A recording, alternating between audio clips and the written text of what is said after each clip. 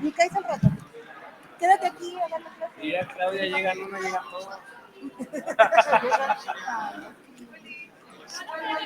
Ay, no, hombre, tengo que pasar ese de documental y casos así. ¿A quién le vas a dar clase? A la Ibero. Darle clase a la Ibero. Es lo Ibero, el desarrollo del Ibero, no en el Ibero. No, está bien que vengan las ideas que escritas aquí, que se le dé continuidad al Santo Padre. Yo ya. De paso. No, es que aquí están los mercenarios de Cristo muy fuertes. Ellos tienen que hacer contrapeso. La compañía es fuerte, pero. Pero sí, no, está bien. Ay, disculpe, muchas gracias, cabrón. No, una foto afuera con la madre. No, no, no, pues, Ya ves. Vemos. sí, sí, sí. Afuera, Guillermo. Oiga, pero quiero. Gracias.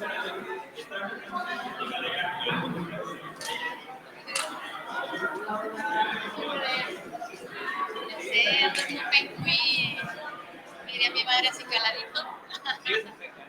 Sí,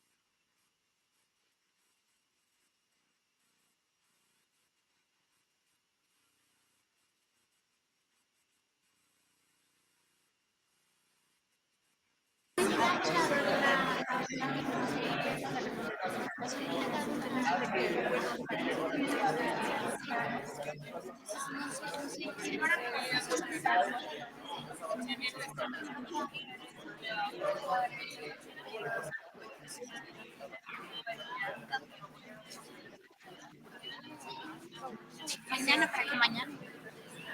A ver, bien, tenemos por ahí un retraso con la editorial, pero es cuestión de minutos. Mientras aprovecho para hacerles la invitación a seguir acompañándonos el día de mañana, pero les informo que cambiamos de sede. Queremos que conozcan, que disfruten, algunos no se han aproximado al centro histórico a pesar de que son potosinos, y entonces esta ocasión el foro quiso hacer el foro itinerante. El día de mañana vamos a empezar en Palacio Municipal con una magnífica ponencia que tenemos de la arquitecta Maribel Rosello. Ella es una arquitecta de la ciudad de Barcelona que se ha ocupado en los últimos años de ver cómo la participación social en la lucha obrera y todos estos problemas de adquisición de vivienda, y nos va a hacer un comentario muy padrísimo de algunos sectores de la Barcelona obrera y cómo se pudieron hacer estos acuerdos y demás. Esa conferencia la vamos a tener a las 10 de la mañana, no es presencial, es videoconferencia, pero vamos a tratar de ser muy puntuales por la gran diferencia de hora. Ahorita tenemos 8 horas de diferencia, entonces yo les invito a que estemos, si podemos, 10 minutos antes de las 10 para tener pues un buen, ya estemos bien preparados para la ponencia. Después de la ponencia tenemos otro espacio muy interesante que son las mesas de discusión. En esta ocasión el foro quiso ponerlas no simultáneas para que todos puedan asistir a todas las mesas, porque va a ser muy importante estar presente en todas. Tenemos un grupo de invitados muy bueno. Cada uno de los moderadores se dio en la tarea de hacer unas invitaciones muy interesantes. Entonces vamos a tener estas mesas, les indico. La primera va a ser de movilidad activa y transporte público a las 11 de la mañana. La siguiente va a ser de circularidad del agua en la ciudad a las 12:20. Y la siguiente de participación ciudadana y gobernanza a las 13:40. Les invito a que estemos ahí todo el rato. Cuando terminemos esta sesión, vamos a dar un receso para que podamos cambiar de sede y nos vamos a ir al Museo de Arte Contemporáneo. En el Museo de Arte Contemporáneo vamos a empezar con la presentación de un libro de un colega de la Facultad del Hábitat, el arquitecto Manuel Vildósola, que sería la primera actividad. Y enseguida tendremos la tercera mesa de ponencias locales, que corresponde a espacio público. A muchos les interesa mucho las ponencias de espacio público y tenemos muchas ponencias y bien interesantes. Nos vamos a ir rapidito porque pues, son muchos y no queremos dilatar la ponencia magistral, que va a ser también de nuestra presentadora ahorita del libro, que es la que vamos a escuchar el día de mañana para el cierre.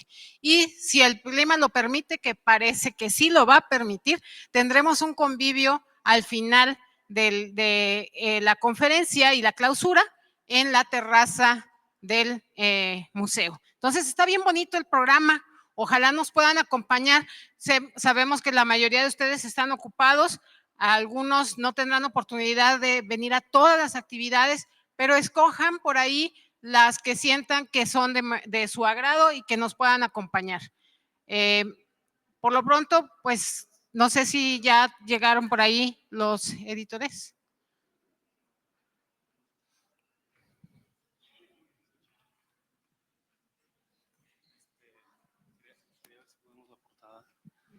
No hay internet en la computadora. Pero te lo mandé a tu celular, no Sí. hay forma de pasarlo. Ahorita veo si... Mucho gusto, mucho gusto. Le voy a decir a Carla que sí puede. Sí, es que como no llegaron los de la editorial, no tengo bien ni siquiera copias, empezó a hacer este tipo de cosas. Si quieres yo resuelvo esto y que Carla te presente a ti. Sí. Y pero si quieres empezar o prefieres empezar. Es que sí, es que presentar un libro donde no tengo esto, ¿no? Sí, claro.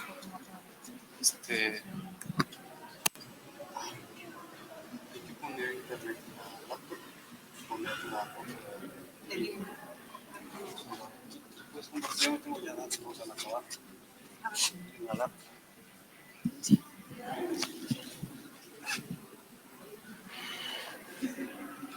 Pero, a ver, es que tenemos...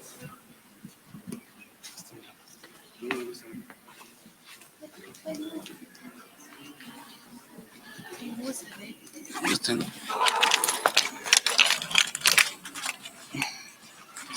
Aquí tengo una serie.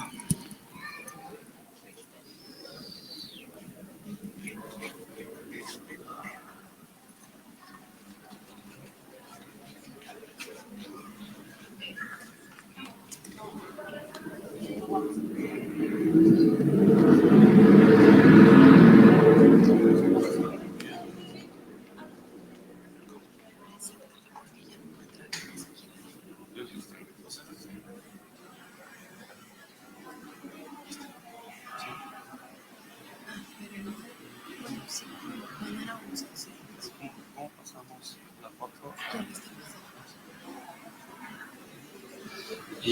Pero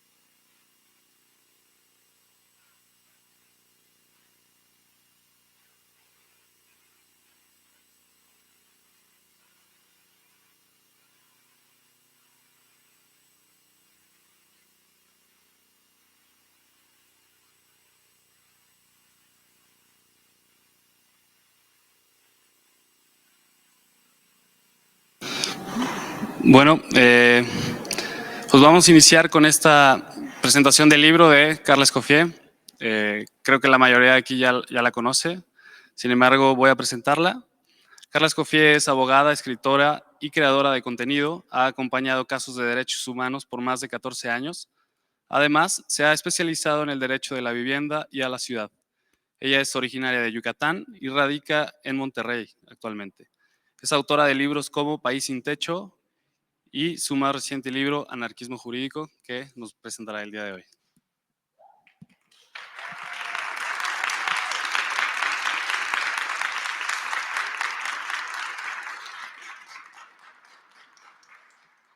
Bueno, hola, buenas tardes. Muchas gracias a todas y todos por estar acá. Una enorme disculpa. Lo que pasa es que tuvimos un problema y no han llegado los de la editorial, entonces no hay libros ni nada. Entonces les pido una disculpa. Es un problema ajeno a la organización de este evento, pero en teoría ya deben estar viniendo acá, ¿no? Entonces, me parece también para comentar, me parece que deben venir en un ratito los de la editorial supuestamente y se van a poner acá a vender. Y bueno, pues muchas gracias por su presencia, por acá, por la espera. Sé que han estado como con varias actividades, con varias pláticas. Y pues para empezar esta presentación del libro en el marco de pues todas estas pláticas y foros que tienen que ver con la ciudad, que tienen que ver con los espacios públicos, yo quisiera empezar preguntándoles, ¿quiénes de acá estudian o estudiaron Derecho? 1, 2, 3, 4, 5. Ah, bueno, pues sí, está la clínica acá. 6, 7. ¿Por allá había otra mano? ¿Acá solo la compañera?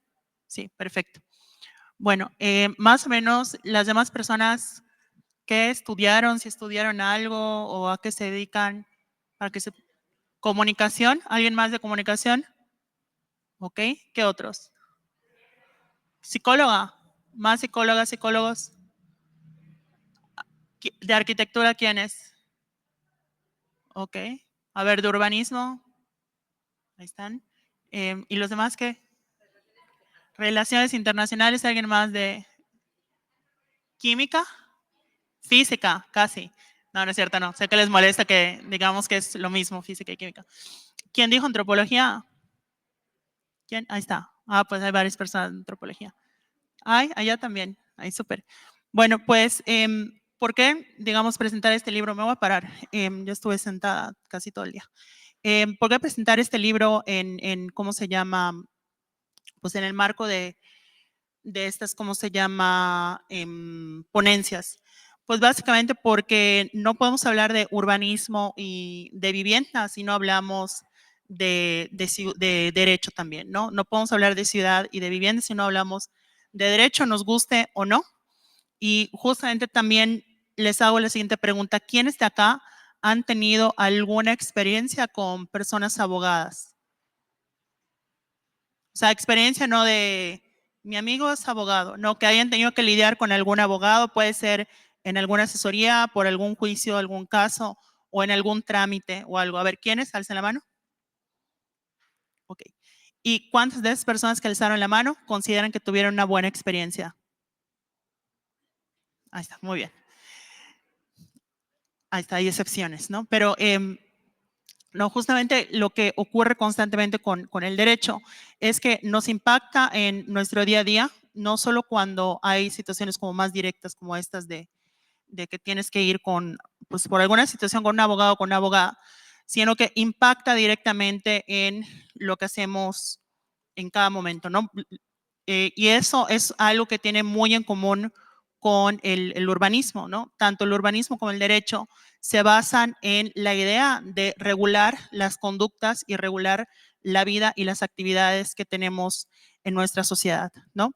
¿Qué es lo que busca, entre otras cosas, el urbanismo y el derecho? Buscan determinar qué es lo permitido y qué es lo que no está permitido.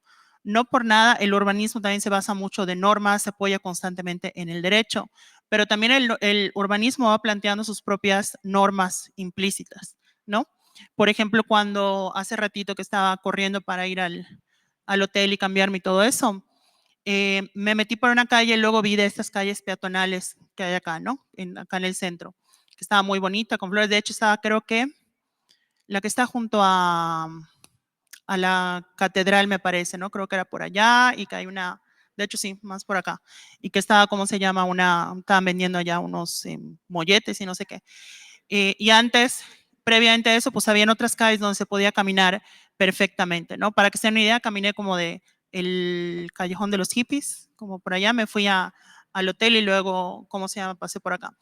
Bueno, todo eso lo pude hacer bastante rápido y con bastante seguridad, incluso si no soy de acá, porque la misma ciudad, el mismo espacio te está permitiendo esa movilidad, ¿no? Te está permitiendo, te está diciendo por acá puedes acceder, por acá es fácil, es seguro, es amigable que tú puedas avanzar, incluso de alguna manera como que también te indica para dónde, ¿no? Si está este camino, esta calle con plantitas, con todo, de alguna manera es porque esperan que cruces allá para llegar a otra zona importante del centro, es decir, también los espacios son normas implícitas. Y eso es una de las cosas que platico en uno de los capítulos de este libro, justamente en el tercer capítulo, que es sobre el derecho y el urbanismo, ¿no? O más bien el derecho urbanístico. Con este libro yo lo que buscaba hacer es un libro de derecho para personas que no son abogadas. No le quería escribir como a colegas abogados, aunque de todas maneras creo que estudiantes y otros colegas interesados pueden estar bastante interesados en este libro, pero el lenguaje está hecho para que cualquier persona lo pueda disfrutar, ¿no? No digo entender, sino disfrutar, porque me parece que justamente a veces partimos de la idea de que una persona que no haya tenido la formación que sí tuvimos, por ejemplo, no va a comprender de lo que se está hablando, ¿no? Como si las personas que estudiamos derecho no podemos comprender lo que dicen los arquitectos, si los que estudiaron física no pueden comprender lo que estudiaron los antropólogos. Entonces, justamente lo que quería es hacer un libro que pudiese explorar las distintas discusiones del derecho que hay, o algunas de las discusiones que hay sobre el derecho, desde una perspectiva crítica. Por eso en este libro hablo de cosas como la Constitución, la Suprema Corte, ¿no? Sobre todo ahorita con miras a el tema de la elección judicial, o sea, ¿por qué nos debe preocupar la Suprema Corte? ¿Por qué tiene ese impacto en nuestras vidas? No sé si saben, pero la aplastante mayoría de los casos del país no llegan a la Suprema Corte. Si ustedes tienen ahorita, por alguna situación, espero que no, algún juicio o procedimiento, lo más probable estadísticamente es que nunca llegue a la Suprema Corte. Son excepcionales los casos que llegan a la Suprema Corte. Entonces, ¿por qué te tiene que importar? ¿No? O sea, ¿por qué alguien que estudió comunicación, por qué alguien que estudió antropología, por qué alguien que estudió o que no estudió una carrera universitaria le tendría que importar lo que pasa en la Suprema Corte? Ese tipo de cuestiones son las que quería plantear en el libro, pero desde una perspectiva crítica. También hablo de cosas como el juicio de amparo, que ese es un tema que ustedes habrán escuchado en algún momento de su vida. Alce la mano quien ha escuchado acerca del juicio de amparo. ¿Quiénes han escuchado del juicio de amparo? Ahora, alce la mano quienes entiendan qué es el juicio de amparo. A los abogados, claro que sí. Pero vean cómo menos personas alzaron la mano, ¿no? Justamente lo que busco en ese segundo capítulo es hablar del juicio de amparo, explicar qué es y también abordar algunos mitos y discusiones que hay, ¿no? Porque en el gremio jurídico hay dos tipos de posturas. Hay quienes dicen que el juicio de amparo es un instrumento para corruptos, que solo libera criminales, que es una herramienta para abusar de la ley y para permitir la impunidad. Y hay otros que dicen que el juicio de amparo es una herramienta súper noble, garantista, que es casi la Liga de la Justicia y que los jueces a través de eso protegen a los más indefensos. Y lo que planteo en este capítulo es que las dos son, pues son babosadas. Me parece que son como reduccionismos absurdos que no se sostienen en los datos, no se sostienen ni siquiera en la experiencia práctica. Entonces, algo que quise hacer en ese capítulo es explorar el amparo con los pocos datos disponibles que hay, datos estadísticos. Porque eso es algo que a veces no hacemos en el derecho, al menos acá en México, que es que no tenemos una visión interdisciplinaria de los problemas de la justicia, ¿no? Hablamos de problemas de la justicia, de lo que implica acceder a tribunales y pensamos, no, pues una reforma, pues vamos a adecuar este artículo, ¿no? Pero no pensamos en datos estadísticos, no pensamos en la justicia como una política pública que se tiene que estudiar, que se tiene que diseñar, etcétera. Entonces yo lo que dije, bueno, a ver, vamos a ver si esto es verdad. Y lo que traté de hacer es construir algunas reflexiones con base en estadística, pero también en, digamos, en conocimiento empírico. También llevo más de como 14 años litigando juicios de amparo. Y pues spoiler, como les dije, ninguna de esos dos extremos tiene la razón. La realidad es más compleja y eso lo explico en el libro. Luego, finalmente, pues está este tercer capítulo que es el de derecho urbanístico, que platico justamente qué implica el derecho a la ciudad, pero desde una perspectiva crítica del derecho, ¿no? De hecho, en algún momento hablo del derecho a la ciudad. O sea, ¿cuál es esa parte jurídica de lo que tanto hablamos del derecho a la ciudad y qué implica hablar del derecho a la ciudad como una cuestión jurídica? Porque me parece que la mayoría de las veces cuando la gente habla del derecho a la ciudad no está pensando realmente en derecho, sino en una cuestión más política, más de posicionamiento social frente a la realidad, lo cual es sumamente transformador. Sobre todo porque en el mundo jurídico el derecho a la ciudad puede tener muchas complejidades, que es lo que exploro un poquito en el libro. Obviamente todos se los estoy diciendo así muy general para que sea spoiler cuando llegue la editorial, si es que llega, ustedes agarran y digan, ahí voy a comprar el libro y lo compran y todos felices. Entonces, pero básicamente es eso, pero también abordo otros temas de la ciudad que a mí me han interesado en los últimos años y que he estado estudiando, que a muchas personas les parecen insignificantes, pero a mí me parece que son muy reveladoras tanto de cómo funciona el derecho como cómo funciona la ciudad y el urbanismo. Sobre todo porque en muchas facultades de derecho y creo que también en arquitectura, cuando se habla de derecho urbanístico se piensa en derecho de construcción, principalmente, ¿no? Y a lo mucho de parques, o sea, y ya, así lo más progres parques y ya.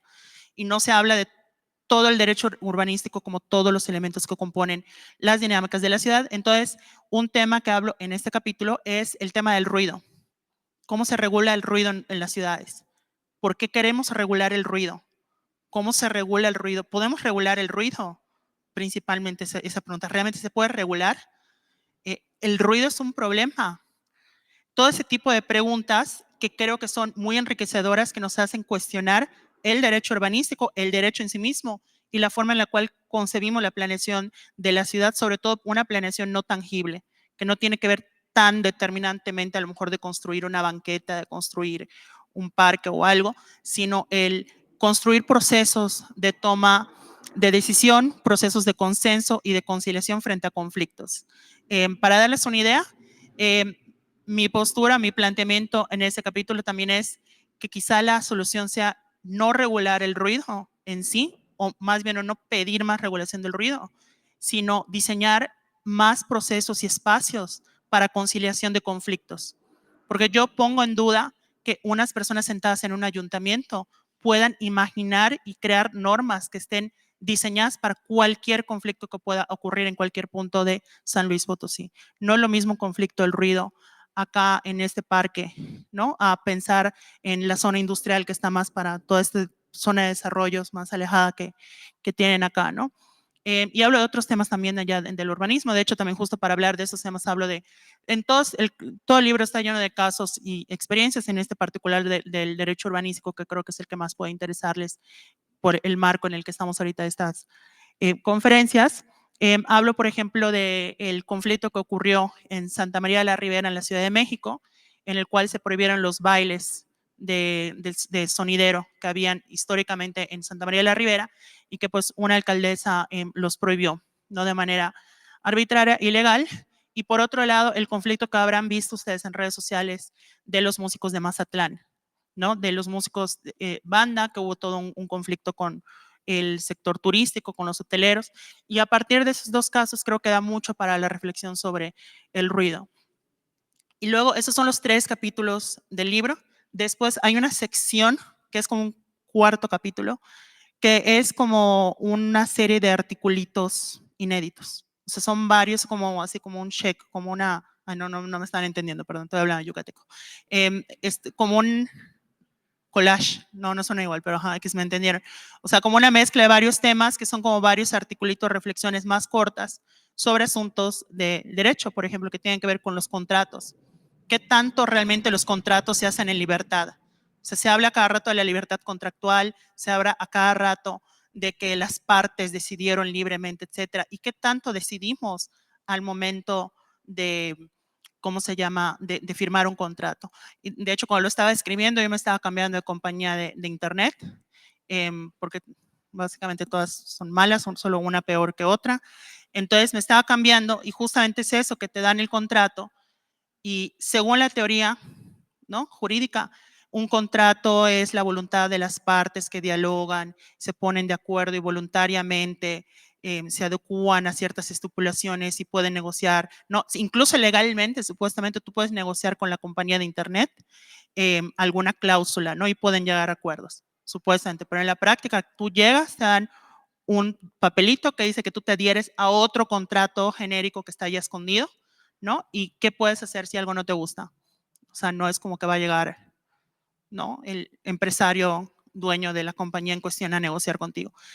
Y así con otros temas, hablo de inteligencia artificial y justicia, si realmente los jueces pueden ser reemplazados por la inteligencia artificial.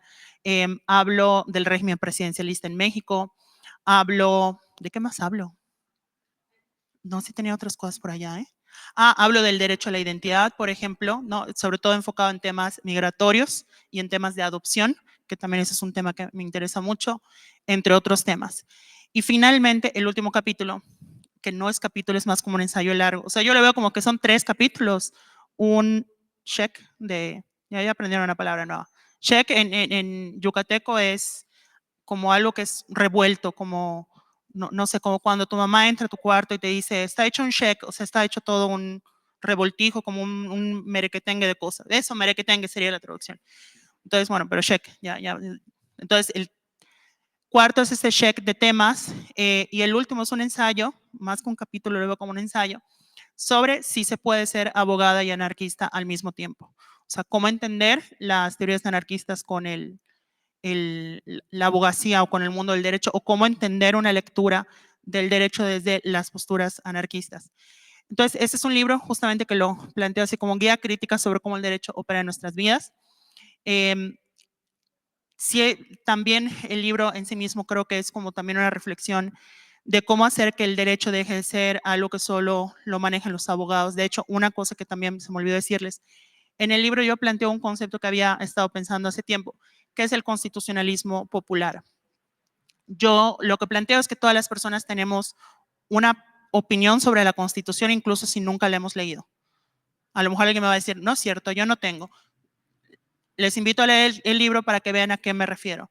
pero todas las personas participamos en la construcción de la Constitución y de su interpretación. Y eso es algo que muchas veces las facultades de Derecho no reconocen, ningunean todos esos procesos cuando son fundamentales para poder entender qué tanto un tribunal puede decidir de una forma o no.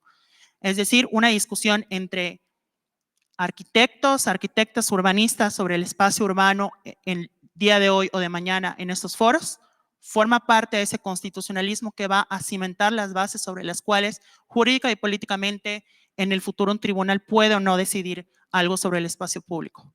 Y eso es algo que creo que hay que reivindicar. Y en general porque también me molesta mucho la actitud pues bastante pedante de muchas personas del gremio jurídico, ¿no? De hecho, el libro arranca con eso, con esa crítica a esa pedantería, a esa forma tan, digamos, opaca que tiene el derecho, a los tecnicismos, de hecho, ni siquiera le dirías tecnicismos, sino un lenguaje oscuro innecesariamente.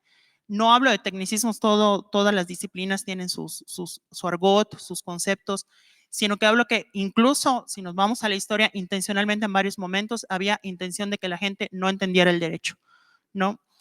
A mí algo que siempre me preocupa y le digo a mi alumnado es que tienen que cuidar que en el proceso de educación jurídica no se les atrofie su capacidad de comunicación, porque eso hace la formación jurídica. Las personas entran a las facultades de Derecho y salen con una pésima capacidad de transmisión de conocimientos y de poder comunicar su propia profesión a los demás. Y eso es justamente, digamos, herencia de esta lógica elitista que ha tenido el derecho a lo largo de la historia, ¿no? Cuando al contrario, yo creo que las personas abogadas tenemos que ser traductoras y traductores, ¿no? Tú tienes un problema, te explico cuáles son los caminos que tú puedes tomar, cuáles son las opciones que tienes, te traduzco cuáles son los pros y los contras de cada opción para que tú, no el abogado, tú decidas cuál es el que más te conviene. Pero cuando el derecho se vuelve una cosa muy vertical, ocurre lo contrario. El abogado y la abogada no tiene preocupación en transmitirle a la persona que está pasando del todo, sino más bien decirle qué es lo que se tiene que hacer, cuál es la solución, muchas veces asumiendo cuáles son las necesidades de las personas. Por eso muchas veces los abogados generan más conflictos de los que realmente hay.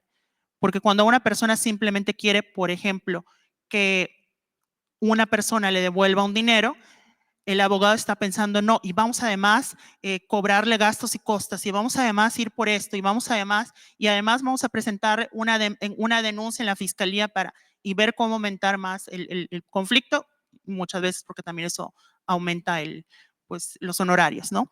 Entonces, desde esa crítica creo que hay que cambiar la lógica de qué es el abogado y la abogada. No es alguien que soluciona problemas, no es alguien que se pelea por ti, es alguien que traduce un problema, ¿no? Para acompañarte en cómo resolver ese problema a partir de tus necesidades.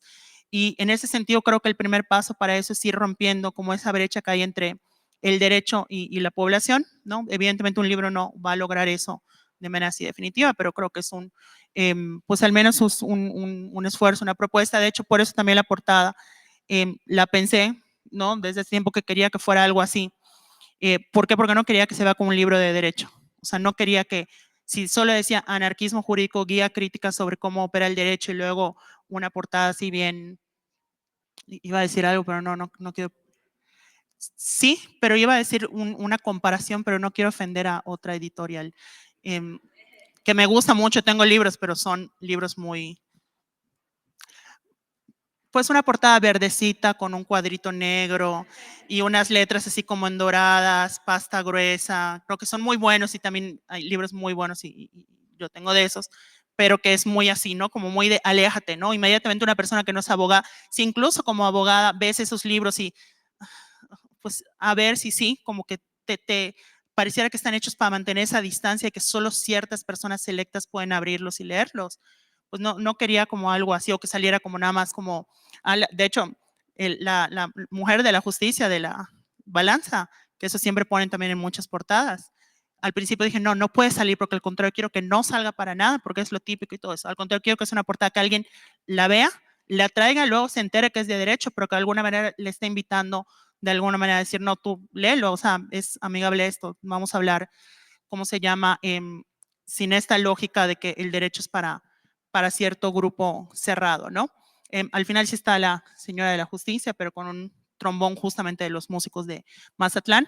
Y además la portada la pensé así porque algo curioso que pasó, que es una cosa rara que no tiene sentido, pero al mismo tiempo sí, es que cuando empecé a escribir el libro, muchas veces en los libros de derecho, en los epílogos se suele poner cosas de mitología griega, ¿no? De no sé qué, la Odisea, no sé qué, Sófocles, no sé qué, o ponen cosas de Shakespeare, ¿no? O citas de ese tipo que yo la verdad soy súper ignorante en mitología griega, ¿no? O ponen cosas en latín o cosas así. Yo no sé nada de mitología griega, o sea, yo lo poco que sé es gracias a Disney, a Hércules, y ya, ¿no? Entonces, ¿cómo se llama? Yo, pues no son el tipo de epígrafes que ponía, entonces empecé a escribir una parte y se me ocurrió una canción del Gran Silencio. Y de repente como dije, guay, no, pero no debería estar poniendo esto, ¿no? Y en eso me acordé de un texto que hice en tercero de prepa, tercero de prepa o primero de carrera, que era un texto en el cual yo había puesto en un epígrafe una canción de Miguel Bosé, que me hacía mucho sentido, porque Miguel Bosé tiene letras muy poéticas. O sea, no sé si han escuchado la canción de El hijo del Capitán Trueno, por ejemplo. O sea, tiene como, o sea, sí, claro, veo el océano y me pierdo, veo el océano y no sé, tan increíblemente grande y tan eterno, tan, ¿cómo dice? Tan, no me acuerdo qué, que no lo navegaré, algo así, pero en el contexto de la canción es algo como muy fuerte, entre otras canciones que también, bueno, incluso la de, ¿conocen la de Como un lobo? Y como un lobo, voy. O sea, no sé si han escuchado la letra, pero, o sea, Miguel Bosé, lo que sea, cada quien sí, antivacunas y todo eso, pero se nos fue ya en los últimos años. Pero, o sea, pero todo esto de, tu cuerpo es tan cruel como bendito, tu cuerpo, en fin, papel, Babel y laberinto. O sea, está poeticón. El caso es que yo me acuerdo que cuando me regañaron me dijeron, no puedes poner una cita de Miguel Bosé porque no es serio. Me dijeron, no, es que no se ve serio que pongas de una canción. Y yo obedecí, pero como que me ofendí, dije, es que ¿por qué? O sea, la cita, o sea, el epígrafe de la canción sí entraba. Entonces, cuando me regresó ese recuerdo, yo dije, no, pues no voy a hacer caso esta vez, voy a poner El Gran Silencio. Y de repente todo el libro se le con puro epígrafe de música, de puras canciones. Y claro, ¿por qué la gente ponía cosas de mitología griega o de Shakespeare, todo eso? Porque supuestamente eran referentes culturales, a menos en cierta élite, ¿no? Con cierto bagaje de estudios, etcétera, etcétera. Y era una forma de comunicar ideas compartidas, ¿no? Como un bagaje cultural común, pero de una élite. Y yo dije, pues de lo que sí sé es de música, entonces voy a poner esto porque hay gente que sí identifica las canciones o sí identifica el sentido de lo que dicen las canciones. Y si quiero que sea un libro que comunique más allá de las profesiones, que sea realmente ni siquiera interdisciplinario, sino un libro que le medio valga quién eres o qué estudiaste o no, sino más hablar de un problema, pues, entre compas, pues voy a poner canciones y al final se pusieron un chorro de canciones, ¿no? Todos los capítulos apartados tienen un epígrafe de canciones de bandas que me gustan. De hecho, incluso al final del libro hay un QR para que puedan entrar a una lista de reproducción con todas las canciones. Y pues también eso me recordó a las portadas de muchos álbumes que me gustaban, que antiguamente, no me calculen la edad, pero pues, no sé, estabas en tu cuarto, ponías el CD y te quedabas viendo el bucle, la portada, y a mí me encantaban las portadas y diseños que tenían varios detalles. Y una que me encantó toda la vida era Dookie de Green Day. Entonces también quería que la portada fuera como un homenaje a eso. Y todo esto con este aire o con esta lógica de que pues que sea un libro sobre derecho, no un libro de derecho, no es un libro jurídico, es un libro sobre el derecho, ¿no? Y pues básicamente es eso, y pues ojalá pueda tener su confianza, que lo lean, de que lo disfruten, de que lo comenten, lo critiquen, lo cuestionen, y pues que poquito a poquito vayamos entendiendo que estas problemáticas pues no debieran ser de una élite, ¿no? Y que no hay que confundir los títulos universitarios con títulos nobiliarios. Y pues muchas gracias por estar acá.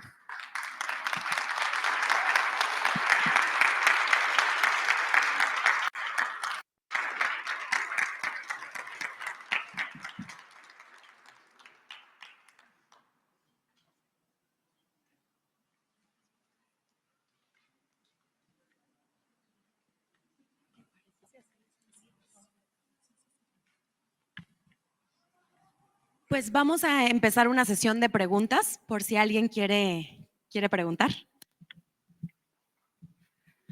Gracias. Hola, Carla. Muchas gracias por lo que compartes y todo lo que creas. Es profundamente interesante y justo eso que mencionaste, ustedes tienen que ser traductores entre la ciudadanía y el derecho, me parece crucial.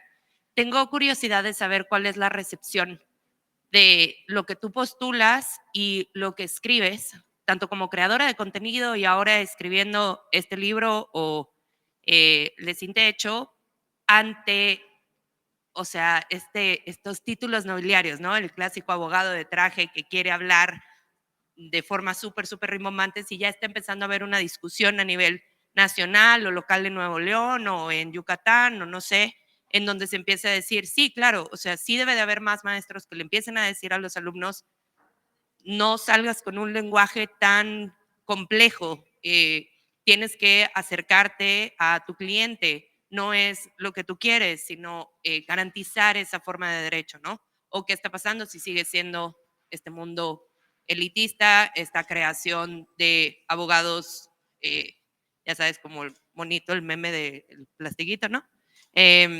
Pues nada, me interesa mucho saber cuál es la recepción de lo que postulas y lo que estás invitando a hacer a los abogados, ¿no? A las nuevas generaciones y quién atrás en las viejas generaciones están diciendo, es interesante lo que plantea o qué te dicen.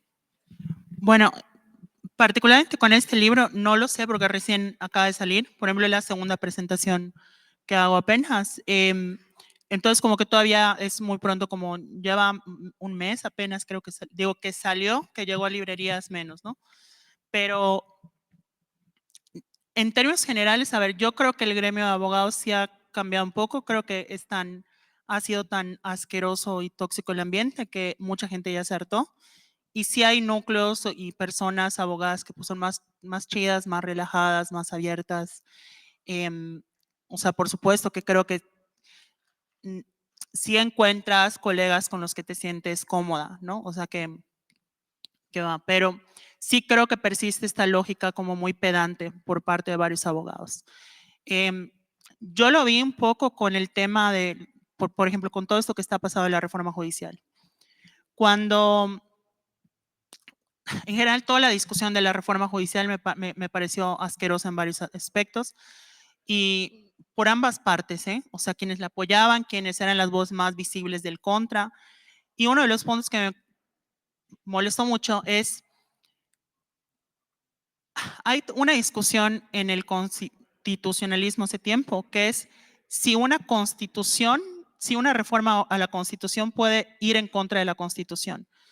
Es decir, si hay un límite a lo que se puede modificar en una constitución y por lo tanto, si por ejemplo cambiar un artículo de la constitución puede ser inconstitucional. Sé que suena raro, pero en varios países lo que se ha dicho es, bueno, no todos los artículos son iguales. No es lo mismo el artículo que dice que el presidente durará 4 años en el gobierno con una reelección, por poner un ejemplo, a el artículo que dice que somos una democracia, ¿no?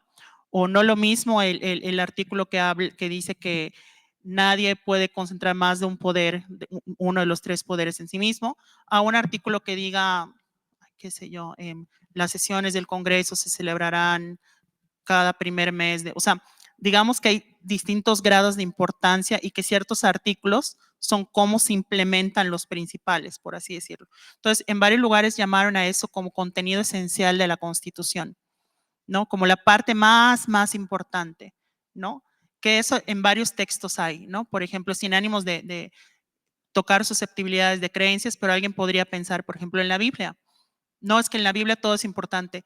Sí, pero habrán cosas que son más relevantes, no sé, la resurrección de Cristo, por poner un ejemplo, tendrá un lugar muy especial a, no sé, un pasaje por allá que diga que no sé, que el rey David tocó una casa y o sea, alguna cosa que sería importante, pero que tiene valor en tanto está lo principal, que le da valor, que le da sentido y que es de alguna manera como una extensión de eso.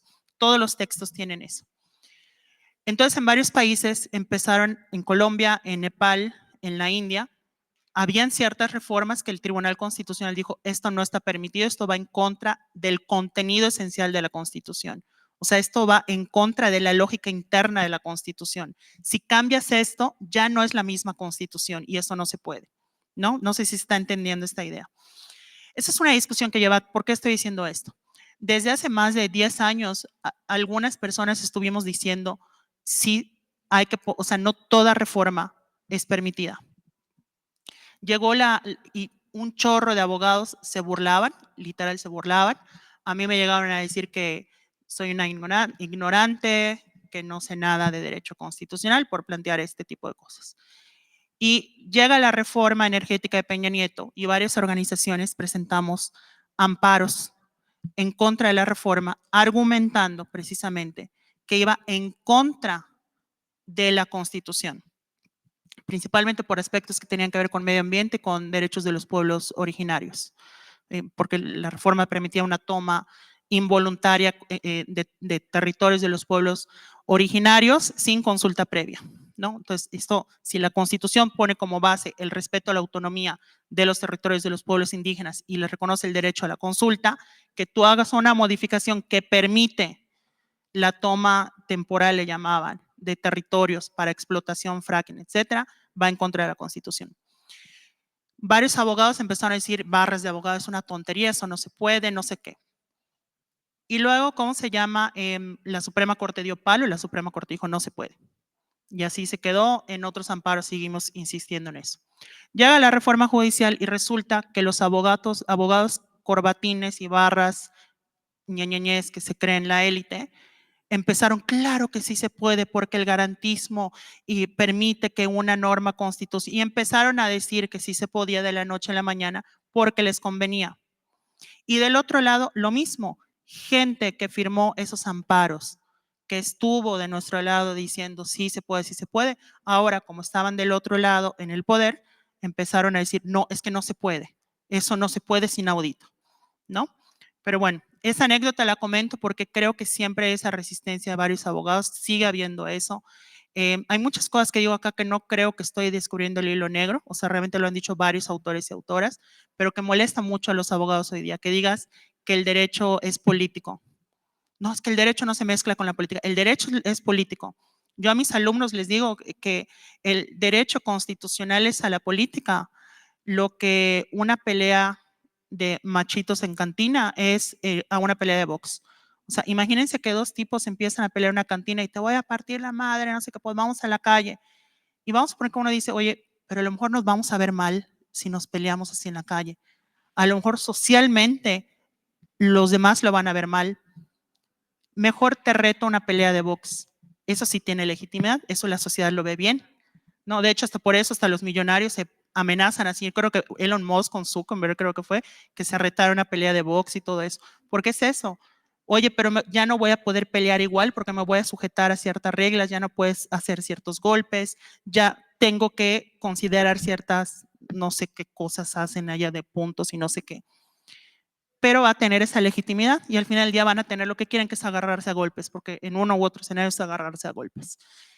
Pasa lo mismo con la política. Es este problema político, esta pugna política, vamos a trasladarlo al derecho constitucional, que es ese ring de boxeo. Van a haber ciertas reglas, van a haber cosas que no van a estar permitidas, pero decidimos jugar con esas reglas porque pues hay una legitimidad, ¿no? Entonces, cuando dices eso, muchos abogados se molestan. No, no se puede mezclar con política, es político. No solo es política, pero es política. Cuando digo, por ejemplo, hay una parte en la que digo que el constitucionalismo ha servido como una herramienta de colonización y de imposición a pueblos. Eso de, a mí, yo odio las teorías contractualistas, me parecen como la cosa más, o sea, como una cosa súper alienante en varios aspectos. Y justo lo pongo acá, muchas constituciones fueron impuestas. Es falso eso de la sociedad que decide hacer un pacto social a través de una constitución y constituir un estado. Es mentira, o sea, absolutamente es mentira. Pregúntale a los países africanos cuántos de los estados africanos modernos, con excepción de Etiopía y algunos otros, quizás Sudáfrica, sus constituciones las hicieron. O pregúntenle a los japoneses, la constitución de Japón la hizo Estados Unidos. Fue una imposición tras la Segunda Guerra Mundial, la misma, la de Alemania. Entonces, ese tipo de cuestionamientos al contrato social que no nos ayuda a entender la realidad, a muchos les molesta. Entonces, sí hay muchas reacciones en ese aspecto, o sea, sí creo que hay como eso, a muchos también les molesta. Yo recibo muchas críticas de que no se dice, por ejemplo, si yo digo, el juez emitió una sentencia y le negó la patria potestad a la mamá, entonces la mamá acusó al juez con 3 magistrados de un tribunal para pedirles que modifiquen la sentencia. No sabes de lo que dices, eso se llama interponer un recurso de apelación. Es la misma tontería, güey. ¿Qué es un recurso? Es acusar al juez y que se pare un abogado y me diga que no es acusar a un juez. Todo recurso judicial es acusar a un juez con un tribunal superior para decir, mira la fregadera que hicieron, mira lo mal que está hecho, no contempló esto, hay que modificarlo. Yo verdaderamente reto a un abogado o abogada que me diga que no es acusar a un juez. Y lo entienden mejor las personas. Cuando yo atiendo a personas y les acompaño en casos así, se los digo, porque es lo mismo. Pero se molestan, que porque no la pureza del lenguaje, a mí me vale, o sea, aparte que soy muy mal hablada, o sea, la verdad es que me vale madres, o sea, lo que me interesa es entender qué ocurre, transmitir qué ocurre, que la otra persona entienda qué ocurre y que sepamos qué se tiene que hacer o qué podemos hacer, ¿no? Entonces, siempre como esas resistencias, ¿no? Ya ni hablar del tema de subir cosas a TikTok, ¿no? O sea, hay abogados que me ven como payasa porque subo cosas a TikTok, ¿no? Y creen que la gente que no es abogada leen sus artículos que publican en revistas de abogados. O sea, perdón, pero, o sea, está bien, cada quien elige a quién le habla. O sea, yo personalmente no hago libros como esto para abogados. Sí lo hago y lo digo ya en la introducción. Este es un libro pensado para 2 personas en particular. Personas no abogadas que no estudiaron derecho y que les interesa el derecho, les interesa entender muchas discusiones que no son tan ABC, pero que son discusiones críticas del derecho. Y el segundo objetivo eran mis alumnos y alumnas. O sea, para gente que está estudiando derecho. No por una lógica de, porque es fácil y todo, no, sino porque es también apelando a las cosas que creo que tienen que cuidar, no perder a lo largo de su formación, pero también a muchos les molesta eso. Hola. Hola.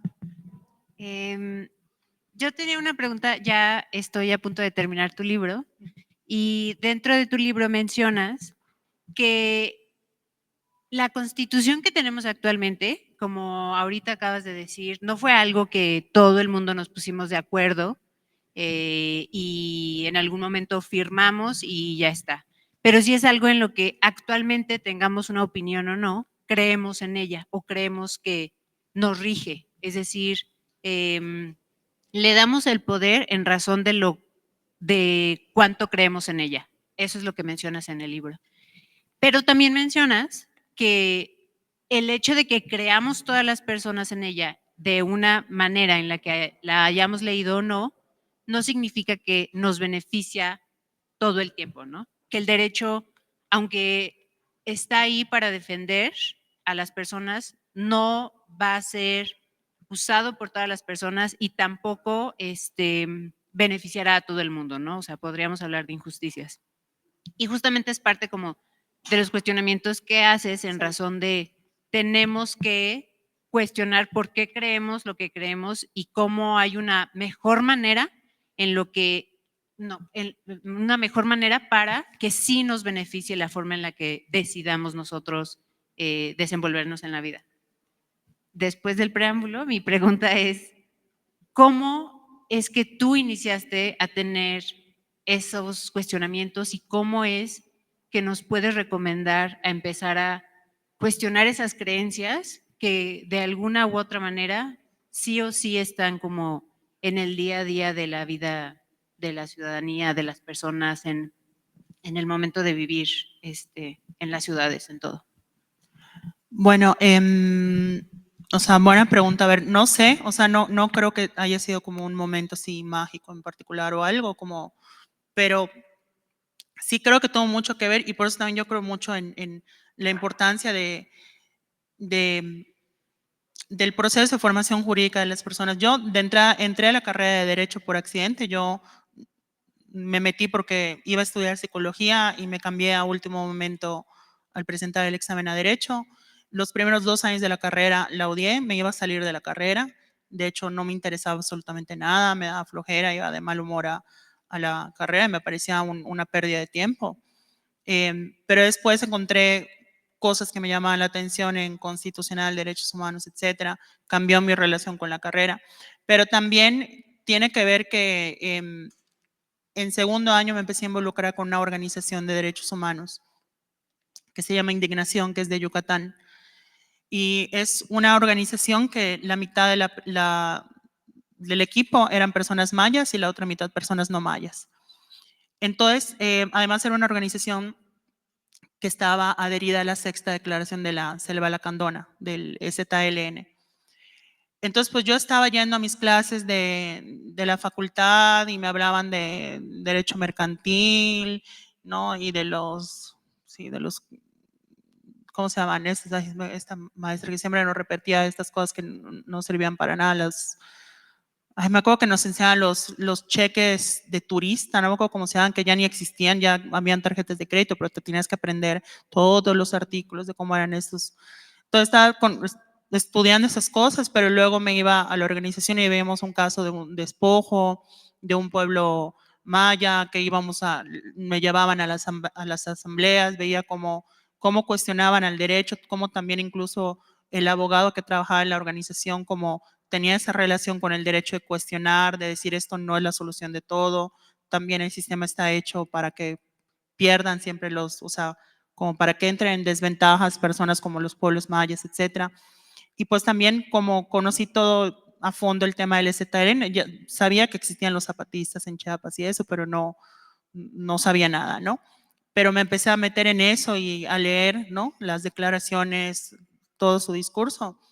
Y pues eso me hizo como también estar cuestionando, o sea, creo que eso fue un factor importante para estar en la carrera, estar aprendiendo, pero también al mismo tiempo tener como esas otras versiones que te decían que el derecho no iban a solucionar todo, no todo se soluciona con derecho, que también el mismo derecho tiene instituciones que por su propio diseño están, valga la redundancia, diseñadas para ciertos propósitos y no para otros, ¿no? O sea, entre otras cosas. Entonces, no sé, a lo mejor es eso. Yo creo que eso sí fue un factor importante.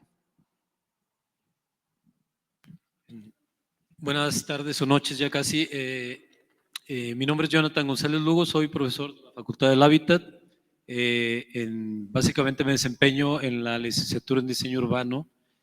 Te comento esto porque dentro de las asignaturas que ahí enseñamos, una de ellas es legislación urbana o derecho urbanístico, como lo mencionabas, ¿no? Y me pareció muy importante con lo que comenzaste tu charla el día de hoy preguntando las disciplinas, porque creo que una solución a los problemas que tú planteas creo que es el trabajar en la interdisciplina, ¿no? Hemos estado acostumbrados a cada quien enclaustrarnos en nuestras áreas de conocimiento y luego hay ciertas iniciativas que uno no permean porque uno lo ve desde la perspectiva disciplinar, ¿no? Y el comentario va en este sentido de que estoy inmerso dentro de un programa que se llama Maestría en Ciudades Sostenibles, por ahí está Fernando de los organizadores aquí del evento, y en alguna ocasión planteamos algunas actividades que tienen que ver justamente con proponer ciertas acciones en aras de mejorar el desempeño actual de las ciudades, que creo que no es el mismo que bajo el cual se dio el marco regulatorio en términos urbanísticos. La mayoría de las ciudades surgieron bajo este esquema inglés de la zonificación, en donde por un lado está la vivienda, la industria, el comercio, etcétera, pero no podemos hacer mezcla de ellos, que hoy día se propone y está en boga, ¿no? Los usos mixtos, la redensificación, la compactación de la ciudad, pero eso no va acorde a los problemas que estamos viendo que existen en las ciudades y cómo solucionarlo. Y una persona, para no decir género ni nada, egresada de leyes, decía, es que eso no se puede. Bueno, entonces si nos basamos a la ley actual, pues no vamos a poder hacer nada y vamos a seguir caminando igual. Pero viéndolo desde distintas perspectivas de otras áreas, creo que ahí es donde puede haber un poquito más de sensibilización acerca de que justamente el derecho como tal, como está hoy día, no permite la flexibilidad y la solución de los problemas que han venido surgiendo de ciudades que se densificaron en los 70s y que hoy día estamos viendo, diría alguna urbanista de Barcelona, estamos viendo las patologías que han venido surgiendo. Entonces, creo que desde mi perspectiva y como comentario, y no sé tú qué opines, creo que eso puede solucionar parte de esa problemática de la rigidez del derecho urbanístico que vivimos en muchas ciudades. Y nada más un comentario al calce. Yo estaba el día en Mazatlán, el día que hubo la confrontación entre los de las bandas con los dueños de los hoteles. Justamente ese día me tocó cuando hubo, y estaba yo a un hotel aledaño donde estuvo la confrontación a golpes, y la verdad que creo que el problema más bien es de horarios, ¿no? Porque zona turística, pero bueno, es un comentario al calce. Gracias. Muchas gracias. Sí, a ver, es que también creo que justamente con el tema del derecho urbanístico, el problema es que hay dos cosas. Uno, los abogados no saben de derecho urbanístico. O sea, curiosamente es un área del derecho que los que la dominan son urbanistas y arquitectos. No, al contrario, yo como abogado soy experto en todo eso. Le pregunto si es experto en construcción, o sea, en permisos para que se construya la obra, y a veces ni eso, ¿no? A veces ni eso, pero hay algunos que dicen que son expertos en urbanístico y realmente son expertos en construcción o en trámites de construcción. Pero ponles a hacer alguna cuestión que tiene más que ver con un PDU, con otro tipo de cosas y allá se revuelve. Y el problema es que los expertos en derecho urbanístico, que son los urbanistas y los arquitectos, no tienen formación en derecho constitucional, administrativo, etc. Entonces, creo yo que hay muchos abogados, desconozco qué estaban hablando y los temas, no opino de eso, pues porque no sé, me imagino que eran varios temas y se refiere más bien a una situación constante que usted ubica, ¿no? Pero yo creo que hay muchas veces que hay abogados que dicen, o no creo, hay muchos abogados, no estoy diciendo que haya sido el caso, que dicen eso no se puede cuando no saben qué. O sea, cuando no lo entienden, no le saben, eso no se puede. O sea, el eso no se puede también en lenguaje abogadil es una forma de decir no sé de qué me hablas o no sé este tema. Muchas veces sí se puede, muchas veces cosa de encontrarle, pero la cosa es cómo haces ese puente, ¿no? Por ejemplo, yo sé que en la carrera de urbanismo, arquitectura, a veces les dan clases de ¿cómo se llama? Pues sí, de derecho urbanístico, de normas, que es legislación urbana y que está más enfocada a lo municipal, ¿no? A justo zonificación, cambios de uso de suelo. Pero me parece que falta, o sea, no que falta, porque no se trata como de llenar todo, pero yo creo que habría que pensar también en formación continua de temas como constitucional o división de poderes, pero más a detalle, más allá del simple ejecutivo, legislativo y judicial, porque muchas veces esto también creo que apoyaría mucho a los urbanistas a identificar cosas. Pasa mucho que hay urbanistas que hacen, por ejemplo, pasa incluso con los INPLAN, o sea, incluso con los institutos municipales de planeación en los municipios que tienen, que diseñan un PDU, un plan parcial, lo que usted quiera, una zonificación secundaria, un reglamento, que está buenísimo y todo, pero luego se los votan en un amparo, se los votan en una acción de inconstitucionalidad, y muchas veces no es porque estaba mal lo que decía, sino no se cuidaron detalles en la redacción, porque hay cosas que pueden ser inconstitucionales por la redacción, o sea, por la forma en que están escritas. Entonces, ese tipo de cuestiones, ¿no? Entonces tienes abogados que no le entran a apoyar, a meterse, a compartir, ¿no? A participar en los procesos, pero bien, más allá de eventos y creo que también falta, no sé, yo pensaría, a ver, es que no se trata que los urbanistas se vuelvan expertos en todo, porque es imposible ponerles esa carga, ¿no? Pero sí pensar como una formación complementaria o no lo sé, que no sea tanto del reglamento, el PDU, etcétera, que eso de todas maneras lo ven y en la carrera y lo van a ver, etcétera, sino más de justamente cómo interactúan las normas, por ejemplo, civiles, penales, ambientales, con esto que están trabajando, ¿no? Pero sí creo que falta mucho, mucho de eso. Por eso yo creo que el futuro de la formación tiene que ser interdisciplinaria.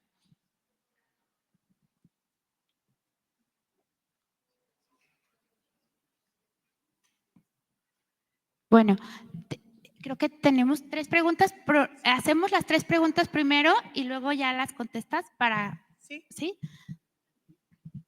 Bueno, el mío es más un tema de derecho constitucional y quisiera saber como tu opinión acerca de, existe el criterio de que los derechos humanos pues están por encima de los usos y costumbres o de cierto como derecho que tienen los pueblos indígenas en este sentido.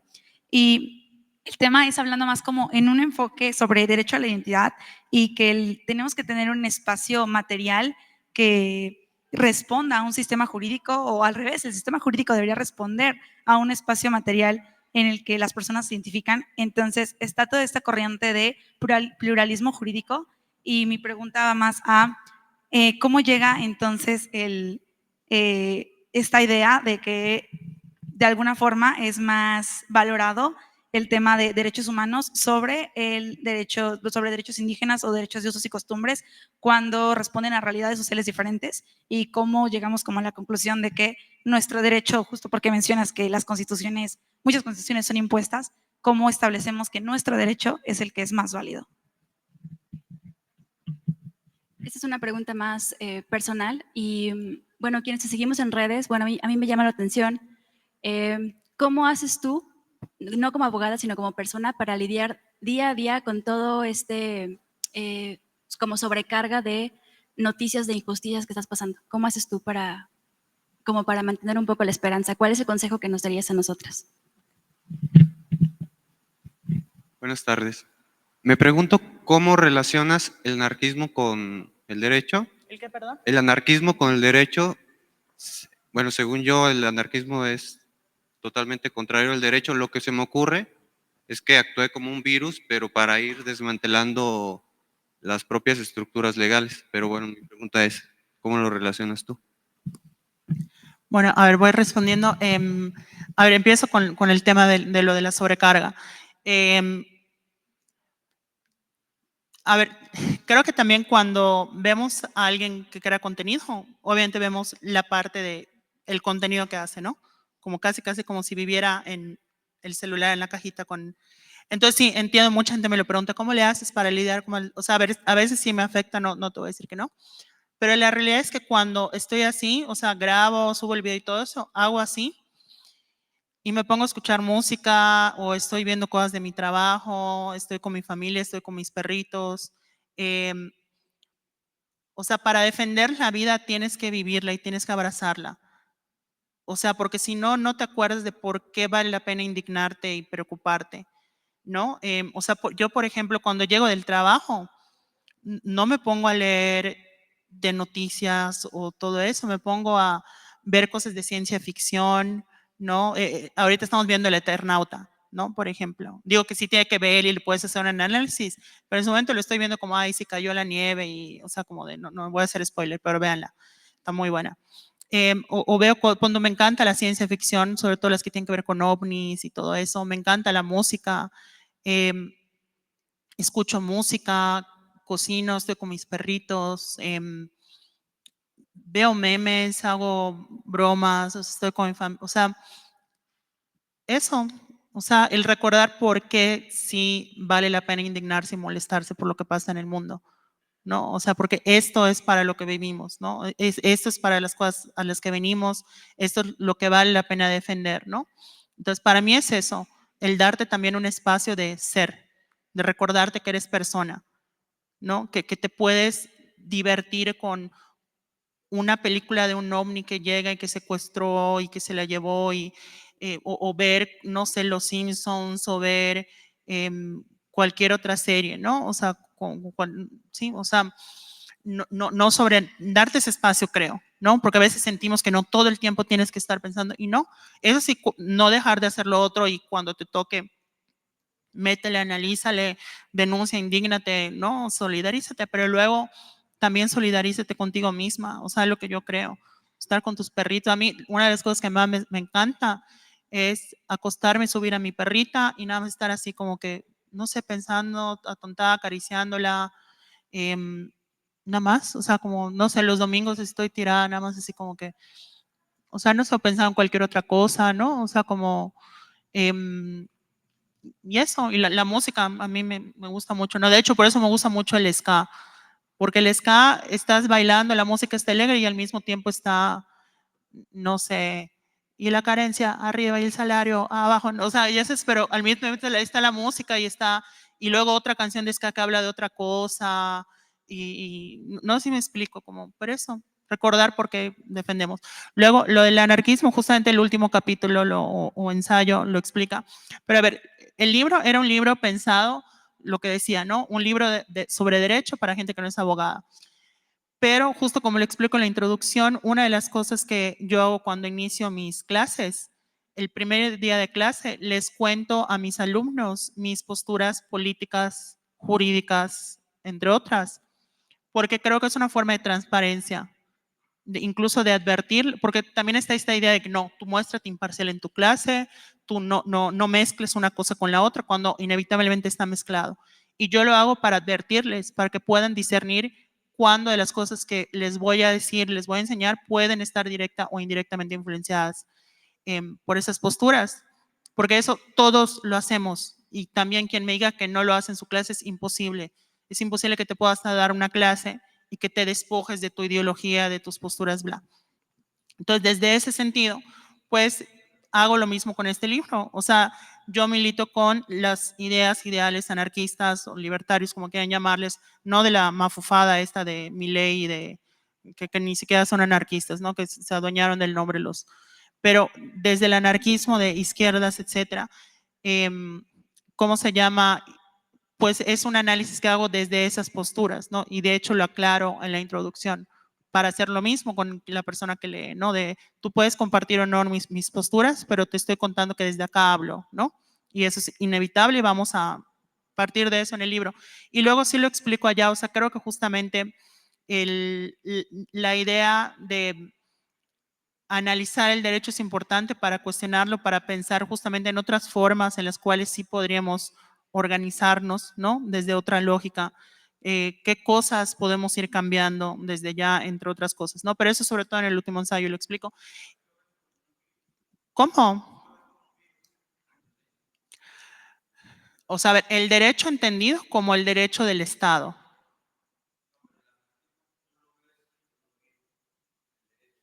No, o sea, es que no sé si decirlo así.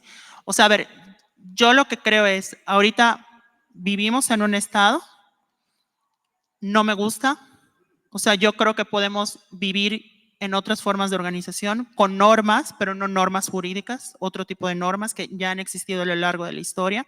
O sea, no todo, eso sí, también hay que aclararlo. No todas las normas son jurídicas. No todas las normas que han regido a todas las sociedades han sido normas jurídicas entendidas como centralizadas, verticales, a partir de un poder de mando, ¿no? Único, etcétera, impuestas.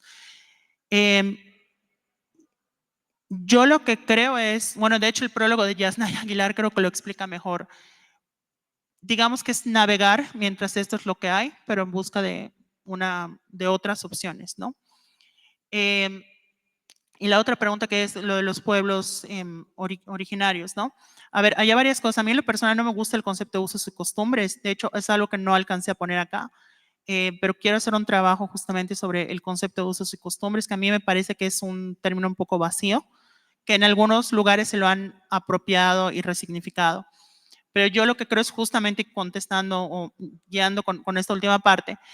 En México ya habían sistemas normativos y muchos de ellos prevalecieron hasta el día de hoy. ¿Por qué? Porque el Estado mexicano nunca ha abarcado su propio territorio, la totalidad de su propio territorio, ni en la conquista, ni en la colonia. O sea, también esos mapitas de hasta aquí llegó el imperio de español, o sea, son históricamente anacrónicos, absurdos. O sea, llegaban los españoles y esto ahora es del rey, se iban y los pueblos que estaban allá los veían, pues no sé, dos loquitos que llegaron y ya, y no los volvían a ver. Y en la cabeza de los españoles, no, eso ya es la Nueva España, eso ya es parte de nuestro territorio. Y la gente y la vida seguía en otras partes, ¿no? Pero justamente a mí me parece que hay muchas cosas que cuestionar. Muchas abogadas y abogados suelen desdeñar los sistemas normativos indígenas, de pueblos originarios, como quieras llamarlos. Yo creo que con mucho dejo de racismo. Muchas veces dicen, no, es que esos no son sistemas normativos porque no son escritos, son orales, son más por la costumbre. Oiga, abogado, ¿y qué opina del derecho de Inglaterra? Súper interesante, es basado en la costumbre, en el precedente, no está escrito casi, no tienen constitución escrita, es lo mismo. O sea, pero claro, cuando unos blanquitos europeos no tienen constitución escrita y todo su derecho es constitucionario, interesante. Pero cuando son pueblos mayas, pueblos mijes, ¿no? Los que tienen ese sistema normativo, no, eso es primitivo, eso es, o sea, y es absurdo, ¿no? Sobre todo porque, y de hecho qué bueno que lo dices, porque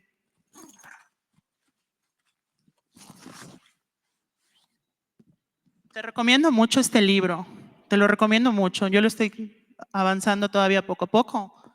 Estado, multiculturalismo y multietnicidad. Los derechos indígenas y afromexicanos en las constituciones de México, de Francisco López Bárcenas. Es muy bueno este libro y justamente tan solo la introducción es buenísima porque lo que hace es que plantea cómo incluso a lo largo del tiempo hubieron tratados que incluso pudieran considerarse casi de derecho internacional entre pueblos indígenas con el Estado mexicano, bueno, con la corona española y posteriormente con el Estado mexicano. O sea, nos enseñan la historia del constitucionalismo como la primera constitución, la segunda, la tercera, pero realmente era mucho más difuso porque era la constitución, pero los indígenas no formaban parte de ella, sino que a través de ese Estado formado por esa constitución hacían acuerdos, tratados con esos pueblos indígenas, o sea, como si fueran otros países, y que se mantenían, luego se violaban, luego se incumplían, luego se retomaban, pero que eso fue moldeando justamente estos sistemas normativos, o más bien les ayudó a prevalecer, porque incluso eso implica un reconocimiento por parte del Estado, ¿no? Entonces, esto creo que también son buenas reflexiones para cuestionarnos la historia que nos cuentan muchas veces en las facultades de Derecho o las cosas que nos hacen asumir respecto al papel que han tenido estos sistemas normativos, que muchas veces, insisto, se confunden con los usos y costumbres. O sea, me explico. De repente sale una noticia de que agarraron a un ladrón y lo quemaron vivo. Es que por usos y costumbres, eso no es usos y costumbres. O sea, si tú no puedes ir a ese pueblo e identificar una norma, o sea, que sea identificable, escrita o no, prevalente, como parte de un sistema en el cual se diga a quien roba se le quema, no es usos y costumbres. ¿Y qué fue lo que pasó? No sé, otro proceso social en el cual quemaron a una persona. O sea, pero no es sistema normativo. Y ese tipo sí, justo de que muchos abogados lo hacen, empapelan o ponen en el mismo saco de usos y costumbres a cualquier cosa que les sientan que tiene un tufo popular, un tufo racializado, un tufo indígena. Son usos y costumbres. Y nos alejan de esa comprensión de cómo son los sistemas normativos. Por ejemplo, en Yucatán, en los mayas peninsulares, en muchas zonas, el sistema normativo se basaba principalmente en la reparación del daño, de tal manera que varios delitos se buscaba únicamente que haya una reparación del daño. Robaste una gallina, pues ahora tienes que dar 2. Hiciste tal cosa, pues tienes que pagar esto. Y eso, yo me acuerdo que cuando empecé la carrera de Derecho, varios abogados y abogadas penalistas decían que eso no era derecho, que porque no había un castigo, que porque no había punitividad, que porque no había coacción, que porque bla, bla, bla, bla, bla. O sea, todo eso ¿no? Luego llega la reforma del 2008 en materia penal que prioriza la reparación del daño, todo esto, y no, es que es la novedad, es lo que se viene, porque ahora la nueva perspectiva de la reparación del daño, güey, no mames, o sea, a la gente que tú hiciste comentarios racistas el semestre pasado, lo vienen haciendo hace siglos, pero lo hacen indígenas, entonces allá, pero te recomiendo mucho este libro. Bueno, pues Carla, muchas gracias por venir, por presentarnos tu libro, Anarquismo Jurídico, y por también pues inspirarnos y compartir tu mirada crítica valiente y necesaria para entender el derecho. Gracias y pues hoy damos por concluido este día, pero también nos vamos con muchísimas preguntas y listos también para volverte a escuchar mañana. Entonces, muchas gracias por estar aquí. No, a ustedes muchas gracias. Y nada más una cosita que, rapidísima. Gracias. No, y una enorme disculpa porque sí, como se dieron cuenta, ya no llegaron con los libros. Estoy viendo qué pasó. Me apena mucho porque estaba muy ilusionada de estar acá en San Luis Potosí y pues me parece una falta de respeto para ustedes. Entonces les pido una enorme disculpa y eso, pero ya estoy viendo acá y haciendo berrinches acá. Entonces, perdón.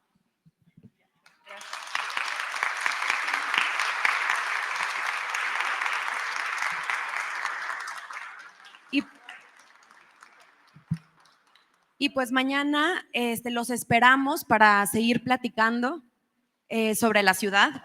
Va a empezar la primera conferencia, los esperamos alrededor de las 9:50 para empezar a las 10. Empezamos en el Palacio Municipal, ahí mismo se van a llevar a cabo las mesas de trabajo con los diferentes temas, también van a estar muy interesantes. Y bueno, continuamos con el programa. Muchas gracias por venir.